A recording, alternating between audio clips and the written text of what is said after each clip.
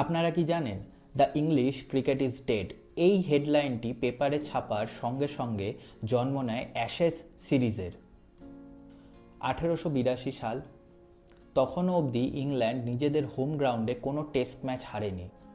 সেই দিনকে ইংল্যান্ড মুখোমুখি হয়েছে অস্ট্রেলিয়ার, এবং এই ম্যাচে অস্ট্রেলিয়া 7 রানে হারিয়ে দেয় ইংল্যান্ডকে এবং স্তব্ধ করে দেয় গোটা ইংলিশ ক্রিকেট ফ্যান্সদের। এই হারে ক্ষুব্ধ হয়ে এক ব্রিটিশ সাংবাদিক রেজিনাল্ড ব্রুকস সরাসরি ম্যাচ রিপোর্টের বদলে ছেপে ফেলেন ইংলিশ ক্রিকেটের শোকবার্তা।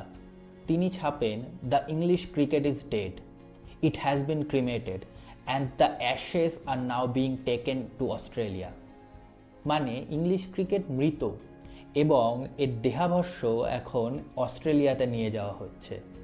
এই ব্যঙ্গাত্মক হেডলাইনটি এতটাই পপুলার হয়ে যায় যে তখন থেকেই অ্যাশেজ সিরিজটির জন্ম হয়। ইংল্যান্ডের ক্যাপ্টেন ইভো ব্লিগ এই অপমানকে নিজের চ্যালেঞ্জ বানালেন। তিনি বললেন, I will bring the Ashes back to England.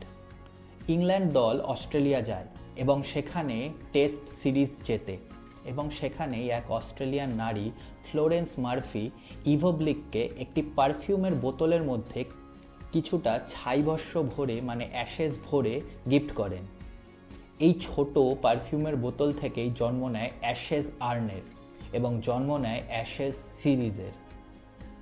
এবং এরপর থেকে ইংল্যান্ড এবং অস্ট্রেলিয়ার মধ্যে টেস্ট ম্যাচ মানেই একটি পরীক্ষা, একটি যুদ্ধ, যে কে ওই অ্যাশেজ আর্নকে ঘরে তুলবে।